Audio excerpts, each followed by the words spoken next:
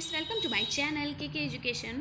तो मैं आज आप लोगों के लिए डीएलएड फर्स्ट सेमेस्टर का पेपर विज्ञान में महत्वपूर्ण अति लघुति प्रश्नों को लेकर आई हूँ। पूरी व्याख्या के साथ, पूरे कॉन्सेप्ट के साथ और ट्रिक के साथ लेकर आई हूँ। तो वीडियोस के साथ बने रहिए और अगर आप चैनल पर नए हैं तो चैनल को लाइक, सब्सक्राइब और शेयर कर लीजिए और बेल आइकन को प्रेस कर लीजिए ताकि आने वाली हर एक वीडियो आपको मिलती रहे। तो आज से शुरू हो रही है बहुत ही महत्वपूर्ण क्लासेस। आप एक दिन भी आप किसी भी क्लास को बिल्कुल भी स्किप मत करिएगा। मैं आपको 30 तारीख तक पूरी क्लासेस, सभी महत्वपूर्ण क्लासेस कंप्लीट करा दूंगी। अब एक भी क्लास आपको छोड़नी नहीं है और जितनी भी क्लासेस आपकी नहीं ली हैं उनको भी कंप्लीट कराऊंगी। तो अब आपकी शुरू होती है धमाकेदार बहुविकल्पी और अति लघुति प्रश्नों की डेली, डे टू डे मैं डेली आपको इम्पॉर्टेंट क्लास देने वाली हूँ। तो और ये इन इम्पॉर्टेंट क्लास का आप लोगों को इंतज़ार भी बहुत था। तो चलिए शुरू करते हैं अति लघुति प्रश्न, जो महत्वपूर्ण प्रश्न हैं, महत्वपूर्ण प्रश्नों के साथ। तो चलिए बिना टाइम वेस्ट किए शुरू करते हैं और वीडियो को पूरा देखिएगा, इसकी बिल्कुल भी मत करिएगा। तो चलिए पहला प्रश्न है आपका, जंतु एवं पौधों में अंतर स्पष्ट कीजिए। आपका ये प्रश्न आ सकता है, जंतु एवं पौधों में अंतर स्पष्ट कीजिए। तो जंतु और पौधों में क्या अंतर होता है, चलिए देखते हैं। आपको पता है कि पौधे जो होते हैं इनमें क्या अंतर होता है। पौधों में ऊपर की वृद्धि होती है, ये काफ़ी ऊंचाई तक बड़े हो जाते हैं, जबकि जंतु कुछ ऊंचाई तक ही बड़े होते हैं। यानी पौधे क्या होते हैं, सीधे सीधे आपने देखा है ये ऊपर की ओर वृद्धि करते रहते हैं और ये काफ़ी ऊंचाई तक बड़े हो जाते हैं, जबकि जंतु कुछ ऊंचाई तक ही बड़े होते हैं। अगला है आपका, पौधों और जंतुओं में संवेदना शक्ति यानी संवेदनशीलता की शक्ति होती है। जीवों में संवेदना शक्ति अधिक होती है, ये उसको प्रकट कर सकते हैं, जबकि पौधे अपनी संवेदना शक्ति को प्रकट नहीं कर पाते हैं। ठीक है, यानी जो पौधे और जंतु जो होते हैं दोनों में संवेदन शक्ति यानी संवेदन शक्ति पाई जाती है। जैसे आपका छुई बुई का पौधा होता है, अगर आप उसको छू लेते हैं तो वो क्या होता है, मुरझा जाता है। यानी उनके अंदर संवेदनशीलता की शक्ति पाई जाती है। आपके अंदर भी संवेदनशीलता की शक्ति पाई जाती है। जैसे कि मैं आपको एक छोटे बच्चों का एग्जांपल देती हूँ। जैसे कि एक टीचर क्या करती है, जब बच्चों को थप्पड़ मारने चलती है तो बच्चे देखते हैं क्या करते हैं, अपना चेहरा हटा लेते हैं। ठीक है, या किसी जलती हुई मोमबत्ती में क्या होता है, जब भी किसी बच्चे को जलती हुई मोमबत्ती के पास उसकी उंगली ले जाते हैं तो अपने आप से उंगली हट जाती है। ठीक है, आपको गर्मी, जाड़े और जैसे आपको ठंड का, गर्मी का, सभी का एहसास आपके स्किन से हो जाता है। ठीक है, तो ये संवेदनशीलता की शक्ति होती है। तो ये पौधों और जंतु दोनों में पाई जाती है। जीवों में संवेदन शक्ति अधिक होती है, यानी हम लोगों में, जीव जंतुओं में जो संवेदनशीलता की जो शक्ति होती है वो ज़्यादा होती है और उनको प्रकट भी वो कर सकते हैं। यानी हम लोग अपनी संवेदनशीलता की शक्ति को प्रकट भी कर सकते हैं, जबकि पौधों में अपनी संवेदन शक्ति को प्रकट कर नहीं पाते हैं। ठीक है, अगला है, पौधे प्रकाश की उपस्थिति में ही बढ़ते हैं, जबकि जीव हेतु प्रकाश की आवश्यकता नहीं पड़ती है। यानी पौधे प्रकाश के प्रेजेंटेशन में ही बढ़ सकते हैं, उनकी उपस्थिति में ही, यानी प्रेजेंट हो, अगर प्रकाश संश्लेषण नहीं होगा तो पौधे वृद्धि नहीं करेंगे। ठीक है, पौधे नहीं बढ़ेंगे और पौधे प्रकाश संश्लेषण के द्वारा ही अपना भोजन बनाते हैं, जबकि जीव बिना प्रकाश संश्लेषण के ही बढ़ते हैं या वृद्धि करते हैं। ठीक है, तो ये थी आपके इम्पॉर्टेंट अंतर थे पौधों और जंतुओं में। तो आपने क्या सीखा कि पौधे ऊपर की ओर वृद्धि करते हैं और काफ़ी समय तक ये वृद्धि करते रहते हैं, काफ़ी ऊंचाई तक बड़े हो जाते हैं, जबकि जंतु कुछ ऊंचाई तक ही बड़े होते हैं। नेक्स्ट आपका था, पौधे और जंतुओं में संवेदन शक्ति होती है, लेकिन पौधों में कम होती है और जंतुओं में ज़्यादा होती है। पौधे प्रकाश की उपस्थिति में ही बढ़ते हैं, जबकि जीव जो है के लिए प्रकाश संश्लेषण जरूरी नहीं है। ठीक है, यह प्रकाश की आवश्यकता जरूरी नहीं है। अगर पौधों को प्रकाश नहीं मिलेगा तो वो नहीं बढ़ पाएंगे, लेकिन जीव जंतुओं को अगर प्रकाश नहीं मिलेगा तो भी वो बढ़ेंगे। ठीक है, तो ये थे आपके अंतर। अब देखते हैं जंतुओं और पौधों में क्या क्या समानताएं पाई जाती हैं। तो जंतु और पौधों में समानता बताइए। तो जंतुओं और पौधों में समानता देखते हैं क्या है। आपको पता है जंतु और पौधों में समानता यानी क्या इन दोनों में एक जैसा क्या एक जैसी चीज़ें पाई जाती हैं। तो आपको पता है जंतु हो या पौधे हो दोनों वृद्धि करते हैं, दोनों आकार में वृद्धि करते हैं, दोनों श्वसन करते हैं, दोनों प्रजनन करते हैं। ठीक है, दोनों के अंदर क्या होता है, इसमें तो बस 3 पॉइंट दिए, लेकिन मैं आपको समझाती हूँ। चाहे जंतु हो और चाहे पौधे हो, दोनों पहले मैं अपनी भाषा में आपको समझा देती हूँ। ठीक है, फिर बाद में बुक की लैंग्वेज सिखाऊंगी, क्योंकि जब मैं अपनी भाषा में जो सिखाऊंगी वो आपको दिमाग में ज़्यादा बसा रहेगा और आपके दिमाग में याद रहेगा, तो आपको पेपर में वही याद आता रहेगा और आप जल्दी जल्दी लिखते जाएंगे। तो जंतु और पौधों में समानता क्या होती है? जंतु और पौधे दोनों वृद्धि करते हैं, दोनों आकार में भी वृद्धि करते हैं, दोनों श्वसन भी करते हैं, दोनों प्रजनन भी करते हैं और दोनों क्या करते हैं? उत्सर्जन भी करते हैं। ठीक है, यानी जंतुओं में वृद्धि भी पाई जाती है। किस तरीके से? चलिए देखिए इसमें कैसे लिखा है। जंतुओं तथा पौधों में वृद्धि होती है, ये समय के साथ साथ भी बड़े होते हैं। ठीक है, लेकिन इसमें थोड़ा सा डिफरेंस ये होता है कि जंतु जो पौधे होते हैं वो हमेशा बढ़ते रहते हैं, लेकिन जंतुओं में कुछ समय या कुछ आयु सीमा के बाद उनके अंदर वृद्धि जो होती है वो रुक जाती है। ठीक है, तो आप ऐसे भी लिख सकते हैं, वृद्धि हेडिंग डाल के ये लिख सकते हैं कि जंतु और पौधे दोनों वृद्धि करते हैं। इतना भी लिख देंगे तो भी आंसर आपका सही होगा। अब आप हेडिंग डालेंगे आकार। तो जंतुओं का आकार निश्चित अवस्था में ही फैलता है, जबकि पौधों का आकार विशाल रूप में फैलता है। देखिए आप पौधे कितने विशाल विशाल होते हैं, कितने बड़े बड़े होते हैं। ठीक है, लेकिन जंतुओं का आकार एक निश्चित अवस्था में ही फैलता है। श्वसन क्रिया, पौधे श्वसन क्रिया के फलस्वरूप क्या करते हैं? कार्बन डाइऑक्साइड को ग्रहण करते हैं और ऑक्सीजन को छोड़ते हैं। हम लोग क्या करते हैं, यानी जीव जंतु क्या करते हैं? ऑक्सीजन ग्रहण करते हैं और कार्बन डाइऑक्साइड को छोड़ देते हैं। ठीक है, तो ये थे आपके 3 इंपॉर्टेंट पॉइंट। और एक पॉइंट है आपका, चलो इसमें नहीं है लेकिन हम बता दे रहे हैं। जंतु क्या करते हैं? ये भी प्रजनन करते हैं, इनके अंदर प्रजनन क्रिया पाई जाती है, यानी ये अपने ही जैसे पौधों को विकसित करते हैं। ठीक है, जंतु क्या करते हैं? ये अपने ही जैसे पौधों को विकसित करते हैं। अगर आम का पेड़ होगा तो उस आम के पेड़ के नीचे या उस आम के पेड़ के पास आम का ही पेड़ उगेगा। अगर नीम का पेड़ होगा तो उसके अंदर से जो प्रजनन होगा तो वो नीम का ही पेड़ उगेगा। ऐसा नहीं कि आम का पेड़ गुलाब का पेड़ पैदा करेगा या नीम का पेड़ जो होता है वो गुलाब का पेड़ पैदा करेगा, ऐसा नहीं है। ठीक इसी तरीके से जंतुओं में होता है। अगर कुत्ता होता है तो कुत्ता कुत्ते को ही जन्म देता है, बिल्ली बिल्ली को ही जन्म देती है और मनुष्य मनुष्य को ही जन्म देता है। तो आपको समझ में आ गया होगा कि प्रजनन क्रिया क्या होती है। अपने ही जैसे संतान उत्पन्न करना क्या कहलाती है? प्रजनन क्रिया कहलाती है। और ये प्रजनन क्रिया पौधे और जंतु दोनों में पाई जाती है। नेक्स्ट आपका पॉइंट है, इसमें नहीं दिया है, ये मैं अपने आप से समझा रही हूँ। नेक्स्ट आपका पॉइंट मैंने आपको क्या बताया था? उत्सर्जन, यानी पौधे भी उत्सर्जन करते हैं और जंतु भी उत्सर्जन करते हैं। जंतु कैसे? जंतु अपने मल मूत्र के द्वारा, पसीने के द्वारा, ठीक है, इस तरीके से उत्सर्जन करते हैं। यानी उत्सर्जन का मतलब क्या होता है? इसकी डिफिनेशन क्या होती है? अपने शरीर के अपशिष्ट पदार्थों को बाहर निकालना क्या कहलाता है? उत्सर्जन कहलाता है। यानी कि शरीर के अपशिष्ट पदार्थों को, यानी खराब पदार्थों को बाहर निकालने की क्रिया क्या कहलाती है? उत्सर्जन कहलाती है। तो पौधों में भी उत्सर्जन पाया जाता है। आपने देखा होगा सफ़ेद सफ़ेद, जिसको छोटे होते थे कहते थे दूध निकल रहा है, देखो सफ़ेद सफ़ेद, तो वो एक उत्सर्जन होता है। ठीक है, हम लोगों में भी उत्सर्जन क्रिया पाई जाती है, जैसे कि पसीना निकलता है या मल मूत्र होता है, ये सब क्या है? उत्सर्जी पदार्थ हैं। ठीक है, तो पौधों में भी उत्सर्जन पाया जाता है और जंतुओं में भी उत्सर्जन पाया जाता है। तो चलिए एक बार मेरे साथ रिवाइज करिए। सबसे पहले मैंने आपको समानता बताई, क्या क्या बताई, जंतुओं में अंतर क्या बताया, मैंने क्या क्या अलग चीज़ें होती हैं। तो जंतुओं में क्या होता है? पौधे जो है, जंतु और पौधे क्या होते हैं? ऊपर की ओर वृद्धि करते हैं। पौधे काफ़ी ऊंचाई तक वृद्धि करते हैं, जबकि जंतु कम ऊंचाई तक वृद्धि करते हैं। फिर नेक्स्ट क्या था? पौधों में और जंतुओं में संवेदनशीलता पाई जाती है, लेकिन संवेदन शक्ति पौधों में कम होती है और जंतुओं में ज़्यादा होती है। नेक्स्ट मैंने क्या बताया? पौधे प्रकाश की उपस्थिति में ही बढ़ते हैं, यानी उनको सूर्य मिले कि सूर्य का प्रकाश जब पड़ेगा तभी वो बढ़ेंगे। लेकिन जंतुओं में ऐसा कुछ नहीं कि उनको सूर्य का प्रकाश नहीं मिलेगा तो वो बढ़ेंगे नहीं, ऐसा कुछ भी नहीं है। सूर्य के प्रकाश के बिना भी वो बढ़ते हैं। अब हमने समानता क्या बताई? समानता ये बताई कि पौधे भी वृद्धि करते हैं और जंतु भी वृद्धि करते हैं। पौधों भी आकार बढ़ता है, जंतुओं का भी आकार बढ़ता है। पौधे भी श्वसन करते हैं, लेकिन बस डिफरेंस इतना होता है, पौधे प्रकाश संश्लेषण में श्वसन की क्रिया में क्या करते हैं? कार्बन डाइऑक्साइड को ग्रहण करते हैं और ऑक्सीजन को छोड़ते हैं। और मनुष्य क्या करता है? या और जीव जंतु क्या करते हैं? ऑक्सीजन को ग्रहण करते हैं और कार्बन डाइऑक्साइड को छोड़ते हैं। फिर नेक्स्ट आपका उत्सर्जन आ गया। पौधे और जंतु दोनों उत्सर्जन करते हैं, दोनों में उत्सर्जन करने की क्रिया पाई जाती है या क्षमता पाई जाती है।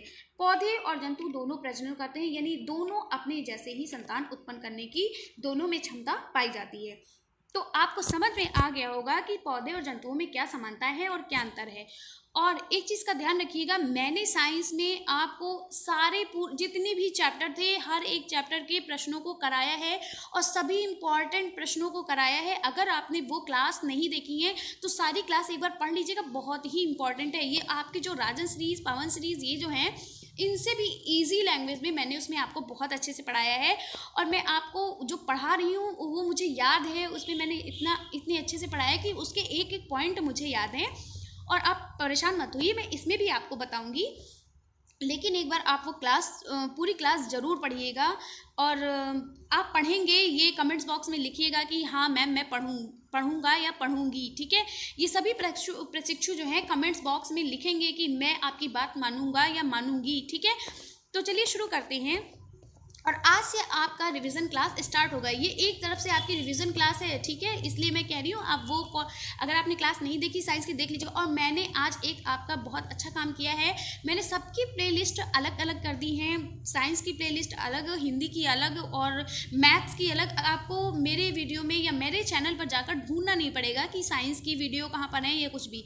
सबकी मैंने प्लेलिस्ट अलग अलग बना दी है। आप फट से साइंस की प्लेलिस्ट खोलिए और वहाँ से शुरू कर दीजिए पढ़ना। आपको हिंदी पढ़ना है, आप हिंदी की प्लेलिस्ट खोलिए और वहाँ से शुरू कर दीजिए पढ़ना। तो मैंने एक आज ये भी काम किया है। और मैंने क्या किया, मैंने सोशल साइंस के जितने भी इम्पॉर्टेंट क्वेश्चंस थे वो सभी मैंने करा दिए। और अब जो आपकी क्लासेस जो चलेंगी वो सिर्फ प्रैक्टिस क्लासेस चलेंगी। ये आपकी पहली प्रैक्टिस क्लास है जो साइंस की है। तो चलिए शुरू करते हैं। पुष्प क्या है, आपको पता है? पुष्प पौधे का सबसे आकर्षण भाग होता है, सबसे सुंदर और सबसे एट्रैक्टिव जो पार्ट होता है पुष्प होता है। आकर्षण भाग मतलब सबसे एट्रैक्टिव पार्ट, ठीक है, जिससे आप अट्रैक्ट हो जाते हैं देखकर, अरे वाह कितना सुंदर फूल है, इस तरीके से देखकर आप भावुक हो जाते हैं।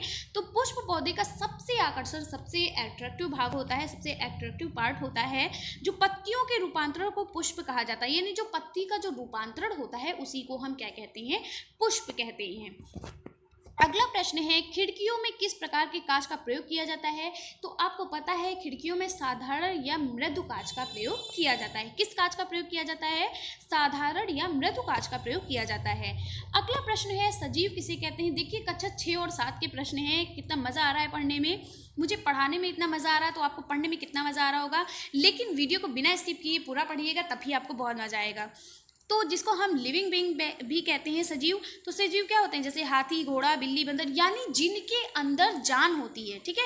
सजीव का मतलब क्या होता है? वे जीव जंतु जिनके अंदर जान होती है वो क्या कहलाते हैं? सजीव कहलाते हैं, ठीक है। जीव मतलब जान और सा मतलब सहित, ठीक है। तो जिनके जो जान सहित होते हैं, वे जंतु जिनके अंदर जान होती है वो सजीव कहलाते हैं। कौन कौन से? जैसे हाथी, घोड़ा, बिल्ली, बंदर, मानव, पेड़ पौधे, जब तक जीवित रहते हैं ये सजीव कहलाते हैं, ठीक है।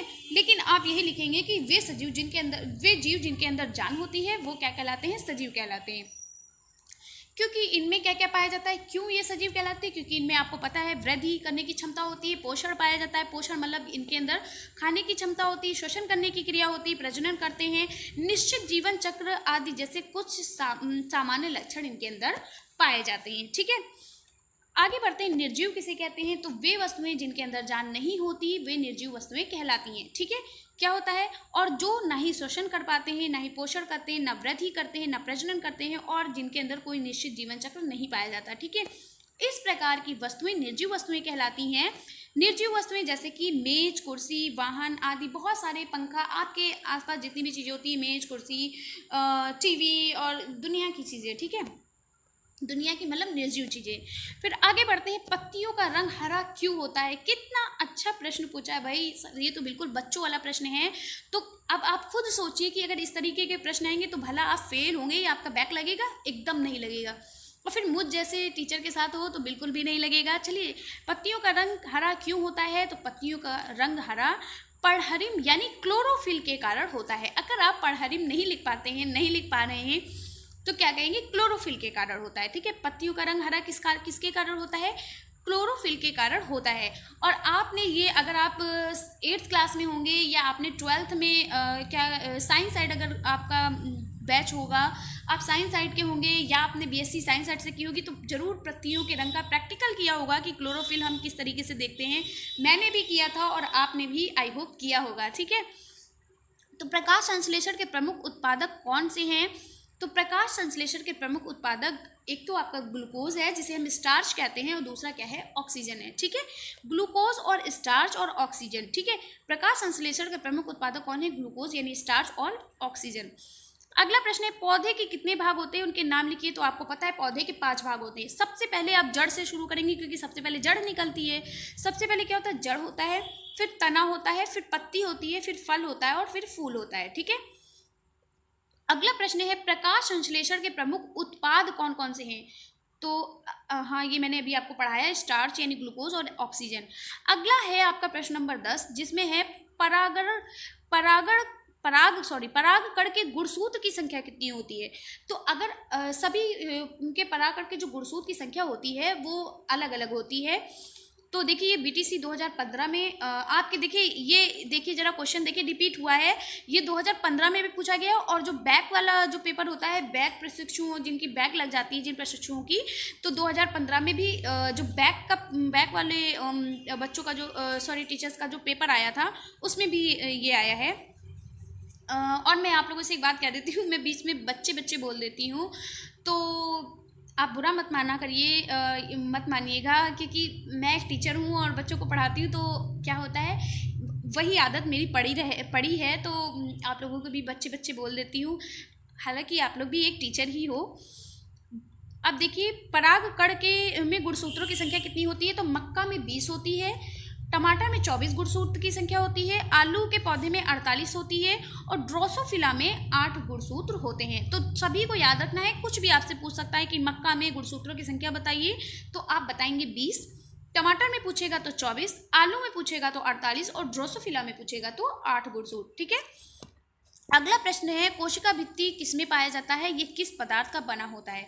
तो आपको पता है कोशिका भित्ति जो होती है ये पादप यानी पौधों में पाई जाती है। ठीक है, पादप कोशिका में पाई जाती है यानी पौधों की कोशिकाओं में पाई जाती है। कोशिका भित्ति किसकी बनी होती है, सेल्यूलोज की बनी होती है। कितना अच्छा प्रश्न पूछा है, अगर आपने इंटर किया होगा साइंस साइड से तो आपको याद होगा। ठीक है, तो कोशिका भित्ति किसमें पाया जाता है, कोशिका भित्ति पादप कोशिकाओं में पाया जाता है और ये किसकी बनी होती है, सेलुलोज की बनी होती है। तो बस इतना ही आंसर आपको अति लघु उत्तरीय प्रश्नों में देना है। ठीक है। अगला प्रश्न आपका है, अगला प्रश्न क्या है, क्लोरोफिल के 2 प्रमुख कार्य बताइए। तो क्लोरोफिल का 2 काम क्या होता है, इसके द्वारा पत्तियों का रंग कैसा होता है, हरा होता है। प्रकाश संश्लेषण की क्रिया, सूर्य के प्रकाश को क्लोरोफिल अवशोषित करता है। ठीक है, प्रकाश संश्लेषण की क्रिया में सूर्य के प्रकाश को क्लोरोफिल अवशोषित करता है। ठीक है। अब अगला प्रश्न है, वर्धी जनन की 2 विधियां बताइए। तो वर्धी जनन की 2 विधियां क्या है, जड़ों द्वारा वर्धी जनन और तनों द्वारा वर्धी जनन। ठीक है, वर्धी जनन आपका 2 प्रकार से होता है, एक जड़ों के द्वारा होता है, एक तनों के द्वारा होता है। तो जड़ों के द्वारा कौन ऐसे पौधे हैं जो जड़ के द्वारा वर्धी जनन क्रिया करते हैं, तो डहेलिया है और शकरकंद है। ठीक है, और तनों के द्वारा कौन वर्धी जनन करता है, आपका आलू, क्योंकि आपको पता है आलू आपका तना है, प्याज तना है, हल्दी तना है, लहसुन आपका तना है। ठीक है, तो पौधों के द्वारा जो वर्धी जनन होता है, ये जनन क्रिया जो होती है वो आलू, प्याज और हल्दी, लहसुन के द्वारा होती है, तनों के द्वारा। ठीक है। अब जड़ के कितने प्रकार होते हैं, आपको पता है जड़ के 2 प्रकार होते हैं, एक मूसला जड़ होती है और अब एक अपस्थानिक जड़ होती है। कौन सी जड़ होती है, अपस्थानिक जड़ होती है। ठीक है, मूसला जड़ कैसी होती है, मैंने आपको बताया था कि मूसला जड़ इस तरीके से होती है जैसे मूली में पाई जाती है। ठीक है, ये मूसला जड़ होती है।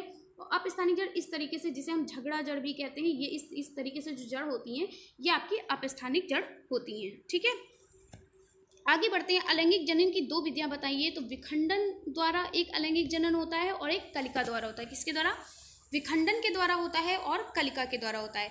अब ये विखंडन क्या होता है और कलिका क्या होता है, अगर आपको नहीं पता है तो आप मेरी वीडियो में जाकर देखिएगा, जो मैंने क्लास आपको पढ़ाए हैं, क्लास 1, 2, 3, 4, उसमें जाकर देखिएगा, जो पौधों वाला लेसन है उसमें आपको पता चल जाएगा कि दोनों क्या होते हैं।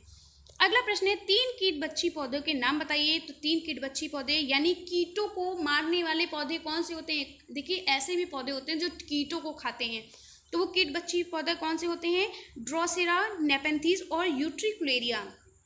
कौन से होते हैं, ड्रोसेरा, नेपेंथीज और यूट्रिकुलेरिया। अब अगला प्रश्न है, सरसों के पुष्प के विभिन्न अंगों के नाम लिखिए, यानी सरसों के पुष्प में कौन कौन से अंग पाए जाते हैं। बीटीसी 2017 में पूछा गया था। जब पुष्प के प्रमुख 4 भागों के नाम बताइए। तो कौन कौन से होते हैं, बाहम दलपुंज, पुमंग और जायांग। क्या होते हैं, बाहम दलपुंज, पुमंग और जायांग। कैलिक्स, कोरोला, एंड्रोशियम और गाइनोशियम। इंग्लिश में हम कहते हैं कैलिक्स, कोरोला, एंड्रोशियम और गाइनोशियम। अगर आप साइंस साइड के बच्चे हैं तो आपको बिल्कुल समझ में आ रहा होगा। गति के द्वितीय नियम को परिभाषित कीजिए। गति का द्वितीय नियम क्या है? तो गति के द्वितीय नियम के अनुसार किसी वस्तु पर बाहम से लगाया गया बल होगा यहाँ पर, ठीक है। तो यहाँ पर बल नहीं लिखा, लेकिन यहाँ पर बल होगा। क्या होता है? किसी वस्तु पर बाहम से लगाया गया बल यहाँ पर होना चाहिए, ठीक है। लगाया गया बल, जिसे हम इंग्लिश में फोर्स कहते हैं, जिसे हम F से प्रदर्शित करते हैं, उस वस्तु के द्रव्यमान m तथा उस वस्तु के बल की दिशा में उत्पन्न त्वरण a के गुणनफल के बराबर होता है। तो गति का द्वितीय नियम क्या होता है कि किसी वस्तु पर बाहर से लगाया गया बल, यानी बाहर से लगाया गया धक्का, उस वस्तु के द्रव्यमान m तथा उस वस्तु के बल की दिशा में उत्पन्न त्वरण के गुणनफल के बराबर होता है। यानी कि जो इसका जो आपका जो वो होगा फॉर्मूला होगा, वो क्या होगा? F बराबर m इंटू ए, यानी जो बाहर से लगाया गया बल वो वस्तु के द्रव्यमान और वस्तु के बल की दिशा के गुणनफल के बराबर होता है। ये जो बल है ये वस्तु के द्रव्यमान m और वस्तु के गुणनफल के क्या हो गया? बराबर हो गया, ठीक है। तो इसका आपका जो सूत्र होगा वो क्या होगा?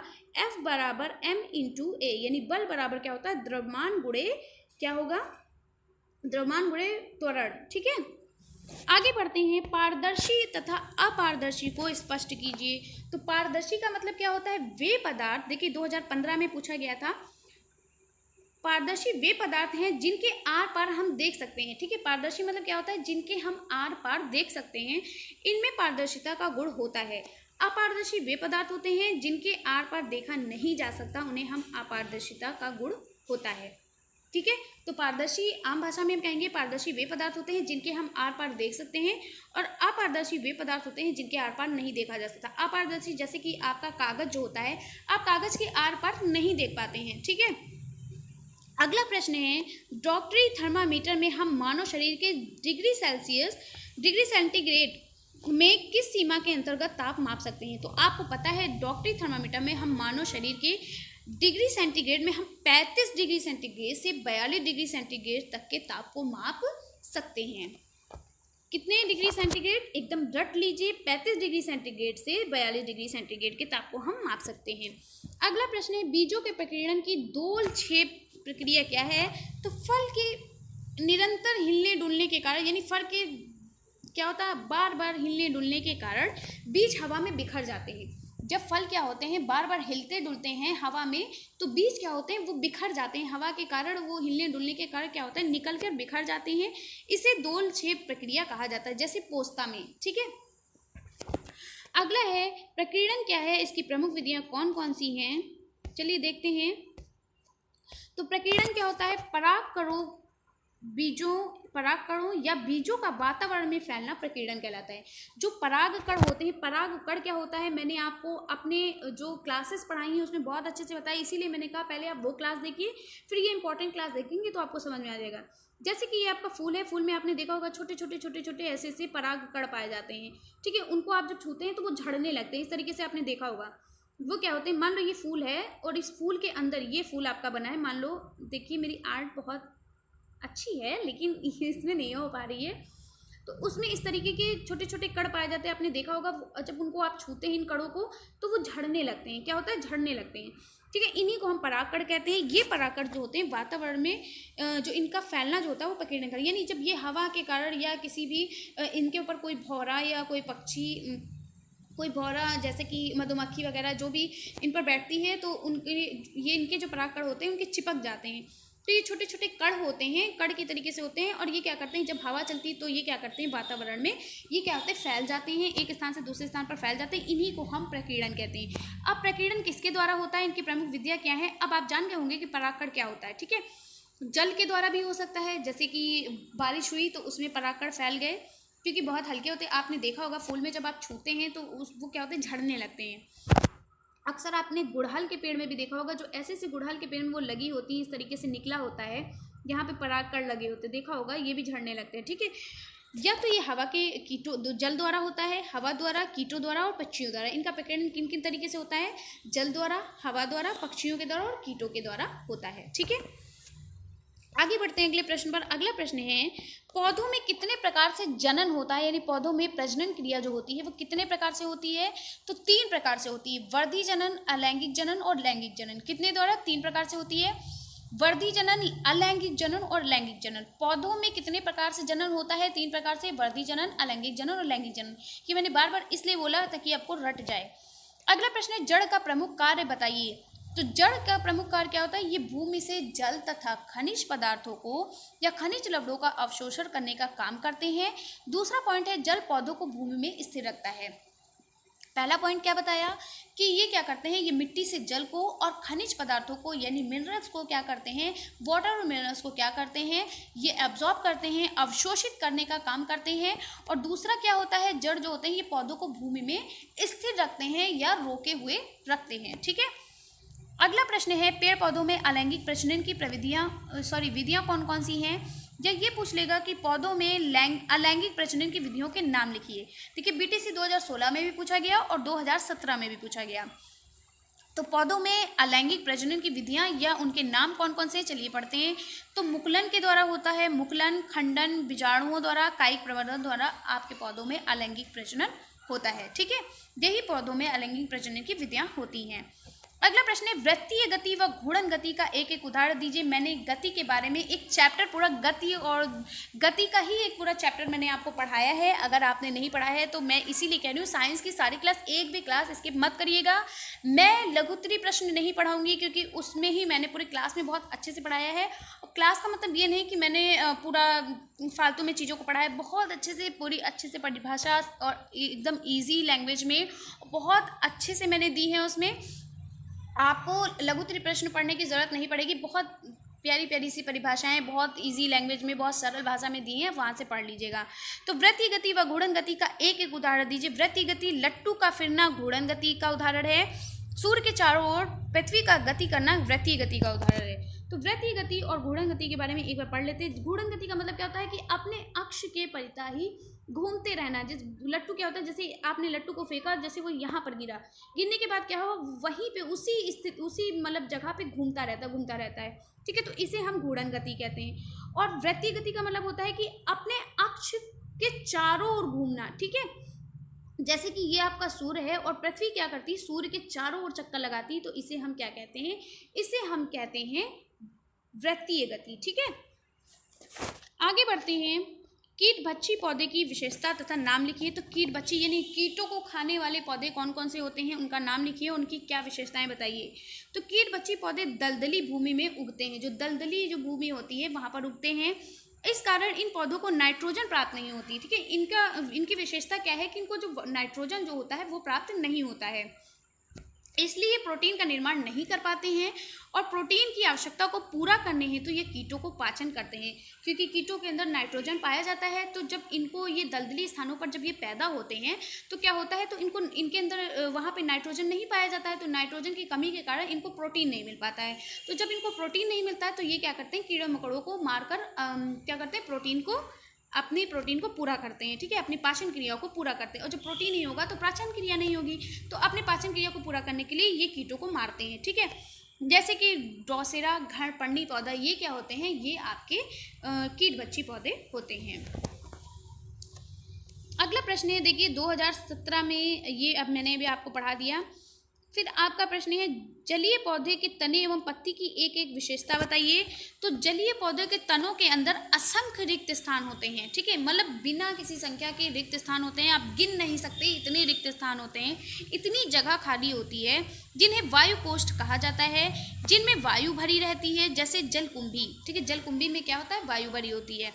कमल तथा कुमुदनी के पौधों की पत्तियां चपटी होती हैं और इनकी सतह मोम जैसे चिकनी होती है, तभी तो ये जल में क्या होते हैं, जीवित रहती हैं।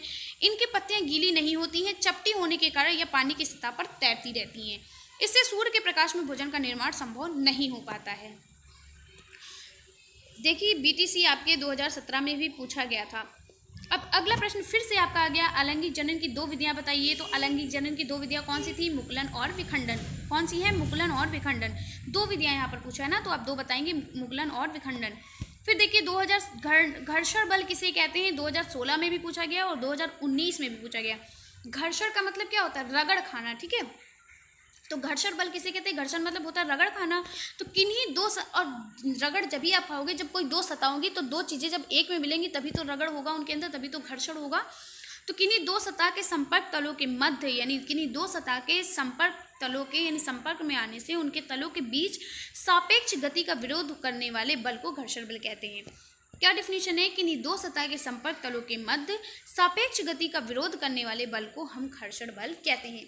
जैसे आप क्या करते हैं, जैसे आप रोड पर चलते हैं तो क्या होता है, ऐसे लगता है कि आप जो रोड होती है, जो सड़क होती है, उसको ऐसा लगता है आप पीछे की ओर धक्का दे रहे हैं। ठीक है, अगला देखिए ये प्रश्न, भूमिगत तने के रूपांतरण में अदरक के रूपांतरण का नाम लिखिए।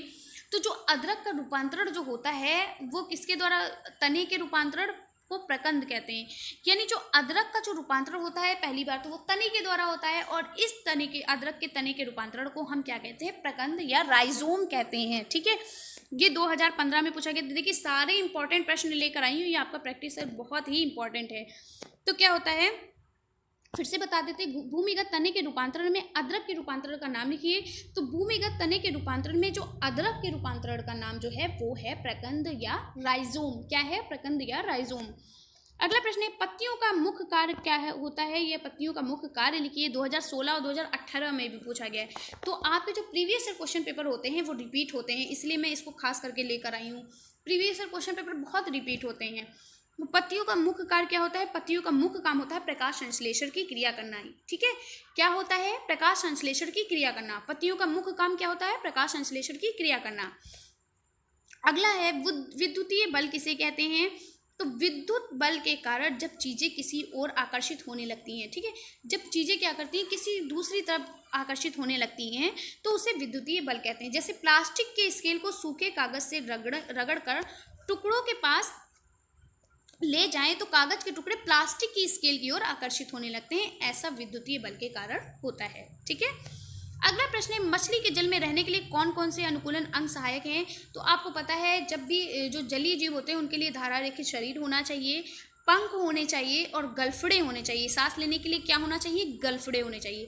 जैसे आपका मेढक है, मेढक जो होता है वो त्वचा के द्वारा भी शोषण करता है और गलफड़ों द्वारा भी शोषण करता है। ठीक है, फेफड़ों द्वारा, उसमें फेफड़े भी पाए जाते हैं।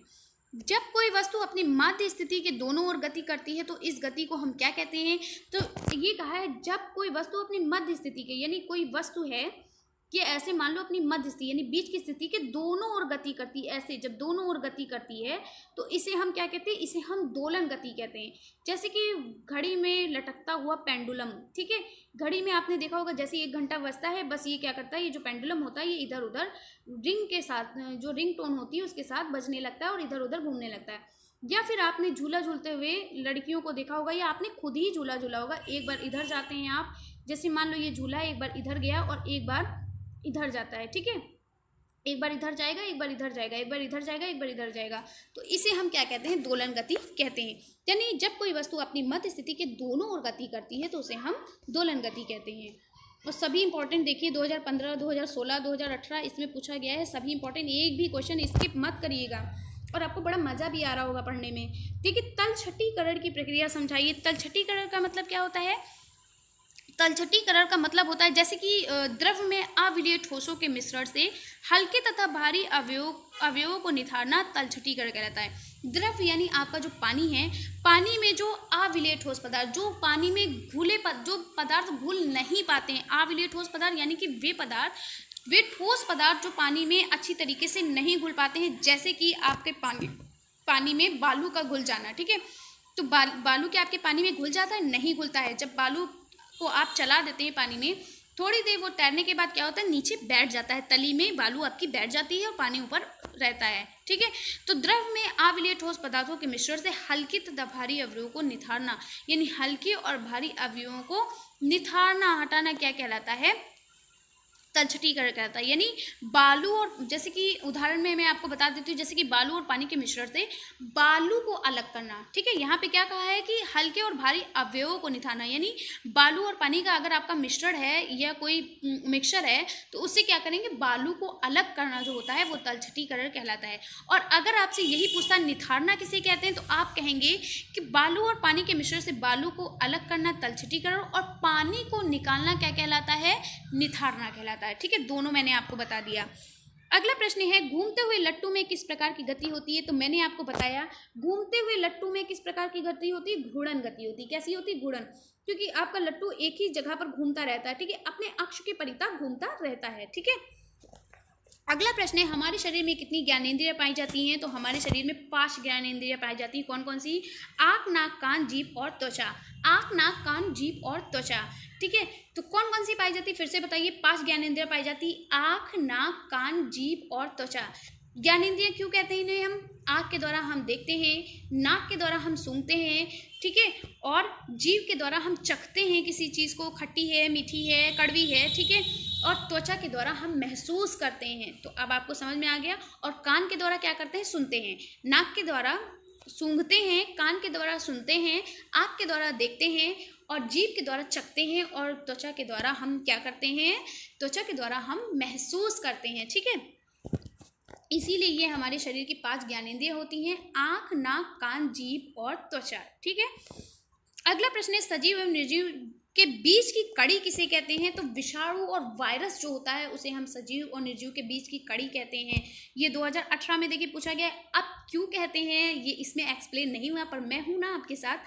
तो सजीव और निर्जीव के बीच की कड़ी वायरस और विषाणु को इसलिए कहते हैं, जब आपके विषाणु, जैसे मान लो आप छींकते हो, छींकने के बाद क्या होता है, जो आपके विषाणु जो इधर उधर फैल जाते हैं वो मर जाते हैं, ठीक है। अब जो आपका पड़ोसी बैठा हुआ है वो क्या करता है, मान लो जैसे कि आपने अपने हैंकी में छींक दिया, ठीक है, छींकने के बाद आपके जो विषाणु है वो मर गए, ठीक है, मर गए यानी वो निर्जीव हो गए, क्योंकि उनके अंदर जान नहीं रह गई। अब जैसे ही आपका कोई फ्रेंड जो होगा, जो आपका फ्रेंड्स आपके साथ बैठा होगा आपकी बेंच पर, जैसे ही वो आपके रुमाल को छुएगा और अपने नाक या अपने हाथ में ही ले जाएगा, अपने हाथ से अपने क्या करता है, अब उसका हाथ क्या करेगा, वो अपने हाथ को कभी नाक के पास भी ले जाएगा, कभी होठों के पास ले जाएगा, कहीं भी ले जाएगा। जैसे ही वो आपके विषाणु जो आपके रुमाल पे जो मर चुके थे, आपकी छींक के कारण गिर कर मर गए थे, जैसे ही उसे आपने ही फिर से छुआ, या आपके पड़ोसी ने, आपके मित्र ने फिर से उसको छुआ, और छूने के बाद जैसे ही वो आपके नाक पे या होठों पे ले जाएगा, तुरंत ही वो जीवित हो जाते हैं, ठीक है। इसीलिए अब ये क्या हुआ, इनको सजीव और निर्जीव के बीच की कड़ी कहते हैं। अगला प्रश्न है, पुष्प के नर अंग का नाम लिखिए। तो पुष्प का जो नर अंग होता है वो पुंकेसर होता है। क्या कहलाता है? पुंकेसर कहलाता है, ठीक है। अगला प्रश्न है, ठोस पदार्थों की आकृति एवं आयतन कैसे होते हैं? तो ठोस पदार्थों की आकृति और आयतन निश्चित होते हैं, ठीक है। जो ठोस पदार्थ होते हैं उनका आकार और आयतन नहीं बदलता है। आप अगर जैसे बर्फ है, बर्फ को आपने किसी भी बर्तन में आपने क्या करते हैं, आप जल को किसी भी बर्तन में, जैसे मतलब आपने चौड़े बर्तन में आपने बर्फ को जमा दिया तो बर्फ चौड़ा रहता है। अब आप उसको गोल बर्तन में ले रखेंगे तो वो चौड़ा ही रहेगा। यानी कि किसी भी ठोस का, जैसे आपकी ईंट है, ईंट को एक बार आपकी वो ठोस बन गई तो वो उसी आकार में रहती है, फिर आप उसको तोड़े फोड़े या कुछ भी करें तो क्या होता है, इसीलिए कहते हैं ठोस पदार्थों का आयतन और आकृति निश्चित होती है। इसे हाँ, निश्चित होती है, ठीक है। और ये भी मैंने कहा ना, मेरे साइंस के सारे आपको बहुत अच्छे से डिटेल में पूरा अच्छे से पढ़ाया है, लेकिन फिर भी मैं यहाँ पे आपको डिटेल में बताऊंगी, क्योंकि साइंस मेरा फेवरेट सब्जेक्ट है, इसलिए मैं ज़्यादा एक्साइटेड रहती हूँ साइंस पढ़ाने में। अगला प्रश्न है, भंगुर एवं अभंगुर पदार्थ किसे कहते हैं? प्रत्येक का उदाहरण दीजिए। देखिए 2000 इसका तो गायब ही हो गया। तो भंगुर क्या होते हैं? भंगुर पदार्थ वे पदार्थ जिनमें शीघ्र ही चूर्ण बन जाने का गुण पाया जाता है।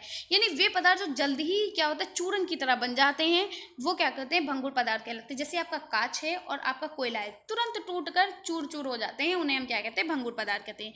अभंगुर पदार्थ जैसे वे पदार्थ जिन्हें शीघ्र चूर्ण बनने का गुण विद्यमान नहीं होता, यानी जल्दी से वो चूर्ण या टूट कर बिखर नहीं जाते हैं, जल्दी नहीं बिगड़ते, उनके अंदर इतना अच्छा गुण नहीं पाया जाता है, तो वो अभंगुर पदार्थ कहते हैं। जैसे लोहा अगर आपसे गिर जाता है तो वो टूटता नहीं है, ठीक है। तांबा आपसे गिर जाएगा तो टूटेगा नहीं, वो तभी टूटेगा, फूटेगा तभी होगा जब आप उसको बहुत ज़्यादा आघात या चोट पहुँचाएंगे, ठीक है।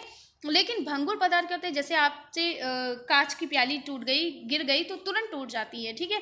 कोयला भी आपका चूर चूर हो जाता है, एक बार उस पर मारा चूर हो गया, ठीक है। तो भंगुर वे पदार्थ होते हैं जो शीघ्र ही चूर्ण बन जाते हैं, उनके अंदर शीघ्र ही चूर्ण बनने का गुण पाया जाता है। और अभंगुर वे पदार्थ होते हैं जिनमें शीघ्र चूर्ण बनने का गुण विद्यमान नहीं होता है। अगला प्रश्न है, ऊर्ध्वपातन से क्या तात्पर्य है? लिखिए। ऊर्ध्वपातन क्या होता है? अब देखिए, ये 2015, 16, 18 3 बार पूछा गया है।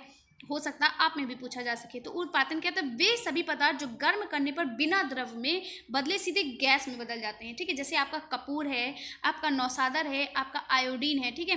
कैसे? जैसे कि कपूर क्या होता है, कपूर को आप जलाते हैं तो वो जलकर लिक्विड में नहीं आता है, बल्कि क्या करता है, गैस बन जाता है, ठीक है। ऐसे ही आप आयोडीन को जलाइए, आयोडीन के जलाने से क्या होता है, वो ना कि द्रव में बदलने से वो डायरेक्ट क्या करता है, गैस में बदल जाता है।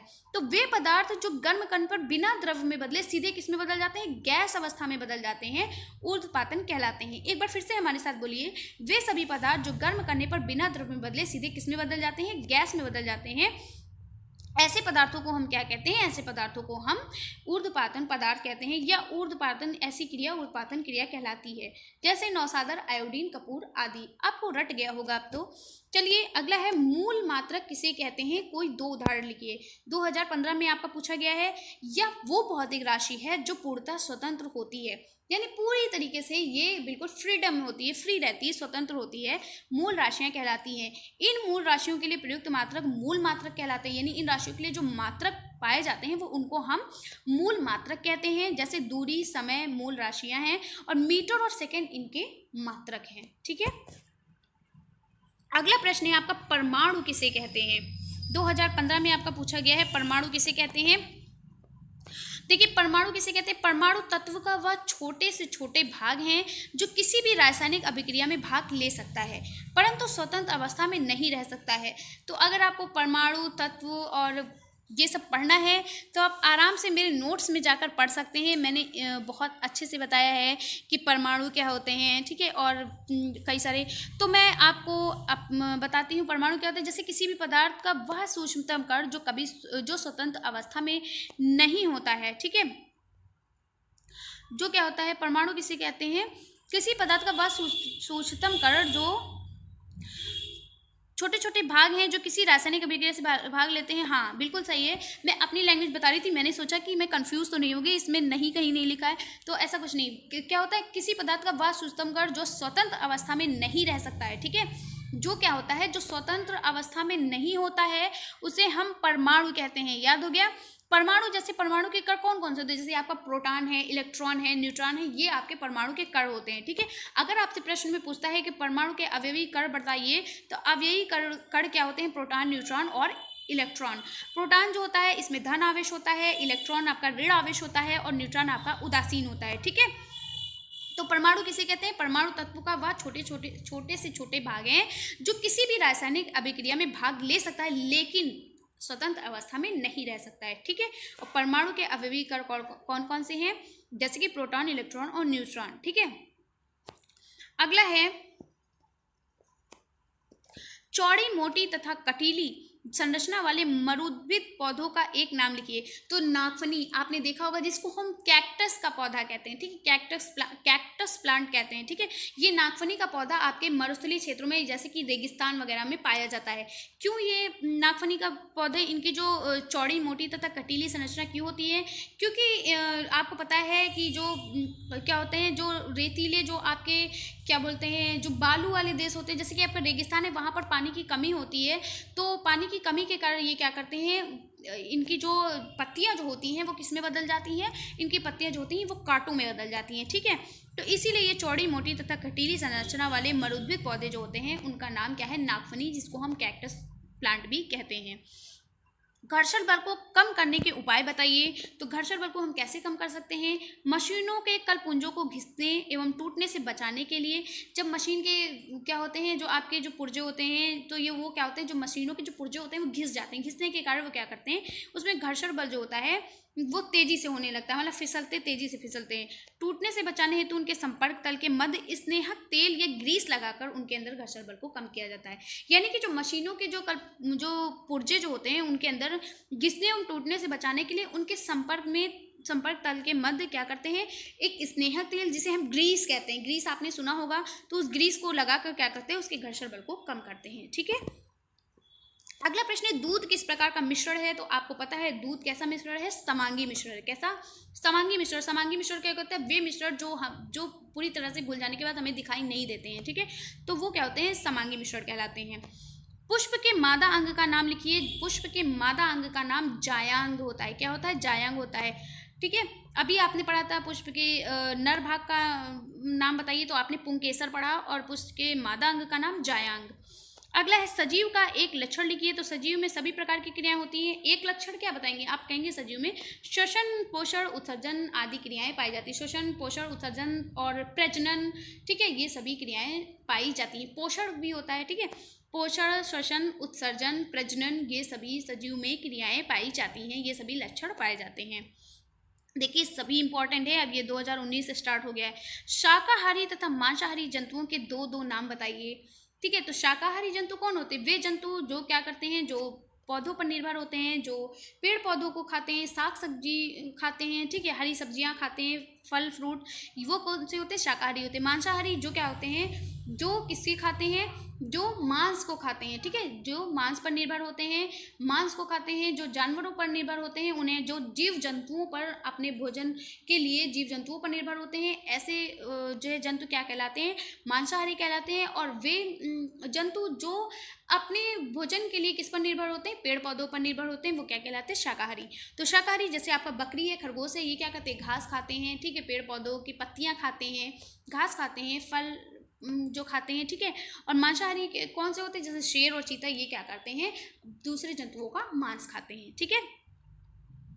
और सर्वाहारी भी एक होता है। तो सर्वाहारी जो पेड़ पौधे और अपने भोजन के लिए पेड़ पौधे और जीव जंतु दोनों पर निर्भर होते हैं, वो मांसाहारी कहलाते हैं। जैसे कि आपका हो गया, जैसे मनुष्य, मनुष्य क्या होता है? मनुष्य एक प्रकार का सर्वाहारी है, ठीक है, सर्वाहारी। अगला प्रश्न है पदार्थ की कितनी भौतिक अवस्थाएं होती? तो आपको पता है पदार्थ की 3 भौतिक अवस्थाएं होती हैं, ठोस, द्रव और गैस। भौतिक का मतलब होता है वे अवस्था जिन्हें जो क्या होती है? बदलती रहती है, जिन्हें हम बदल सकते हैं, ठीक है।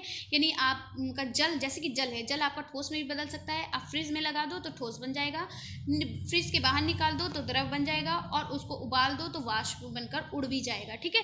तो ठोस, द्रव और गैस तीनों अवस्थाएं पाई जाती हैं। पदार्थ में कितनी अवस्थाएं पाई जाती हैं? पदार्थ में 3 भौतिक अवस्थाएं पाई जाती हैं, ठोस, द्रव और गैस। याद हो गया ना। अगला है समय का मानक मात्र क्या है? तो समय का मानक मात्र क्या होता है? सेकंड होता है। यानी समय की सबसे छोटी इकाई क्या होती है? सेकंड होती है, ठीक है। फिर आपकी मिनट होती है, उसके बाद घंटा होता है, ठीक है। तो समय का मानक मात्र पूछा है, तो मानक मात्र पूछा, ध्यान रखिएगा, समय का मानक मात्र कहा गया, तो समय का मानक मात्र क्या होता है? सेकेंड होता है, ठीक है। तो ये था आपका लास्ट क्वेश्चन। तो वीडियो कैसी लगी कमेंट्स बॉक्स में ज़रूर बताइएगा, और मैंने बहुत मेहनत की है इस वीडियो को बनाने में, और आई होप आपको ये वीडियो अच्छी लगी होगी। और आज से आपके शुरू हो जाते हैं वेरी वेरी इंपॉर्टेंट प्रश्न, जो आपके 90+ नंबर लेकर आएंगे। और आप मेरे साथ जुड़े रहिए, डेली आपको इसी तरीके की वीडियो मैं प्रोवाइड करूँगी, और आपको 90+ ला कर दूँगी। और हाँ, एक चीज़ आपसे मुझे कहना था, जितने भी प्रशिक्षु अगर मेरे अगर चैनल से जुड़े हुए हैं, अगर उनके 90+ मार्क्स आते हैं, तो वो मुझे मैसेज ज़रूर करेंगे और मुझे बताएंगे कि मेरा 90+ आया, ठीक है। तो जितने भी प्रशिक्षु मुझसे जुड़े हुए हैं, वो ये ज़रूर मुझे बताएंगे जब उनका रिजल्ट आएगा कि उनका 90+ मार्क्स आया कि नहीं। तो आप मैसेज ज़रूर करेंगे, और जुड़े रहिए। और मैं आपको अच्छे अच्छे से वीडियो इसी तरीके से अब डेली इसी तरीके से आपका रिवीजन क्लास करती रहूँगी। और आपको भी प्रॉमिस करना है, आप लिखेंगे कि मैम मैं डेली आपकी क्लास पढ़ूँगा, जो मोस्ट इंपॉर्टेंट क्लास है वो मैं डेली आपकी ज्वाइन करूँगी, डेली आपकी पढ़ूँगी, चाहे पढ़ूँगा या पढ़ूँगी, दोनों ज्वाइन मेरे चैनल पे जुड़े हैं। तो आप दोनों लोग, हाँ, तो फिर क्या है, आप मैसेज, एक आपको ये मैसेज इस क्लास को देखने के बाद करना है। और जितने लोग मैसेज करेंगे, मैं समझ जाऊंगी कि आपने मेरी क्लास देखी थी। और अगर आपने मैसेज नहीं किया, तो मैं समझ जाऊंगी कि आप मेरी क्लास नहीं देखते हैं, यानी कि आप इतनी इंपॉर्टेंट क्लास को नहीं देख रहे हैं। तो आप मैसेज, सभी को मैसेज करना है, जितने भी मुझसे जुड़े हुए हैं इस चैनल पर, सभी को मैसेज करना है इस वीडियो के बाद कि मैंने क्लास देखी। आप ये नहीं कहेंगे मैंने क्लास देखी, आप ये कहेंगे कि क्या कहेंगे, मैं तो भूल ही गई। हाँ, तो आप ये कहेंगे कि हाँ, मुझे ये क्लास कैसी लगी, ये कमेंट्स आप ज़रूर करेंगे। और ये भी बताएंगे कि अगर मेरे 90+ आएंगे तो मैं आपको बताऊंगी या बताऊंगा, ठीक है। तो इसी तरीके से मैं डेली वीडियो लेकर आऊँगी, और मैं कुछ ज़्यादा ही बातें कर जाती हूँ, मुझे ऐसा लगता है। कोई बात नहीं, मैं ऐसी ही हूँ। तो चलिए फिर मिलते हैं इसी तरीके से नेक्स्ट वीडियो में।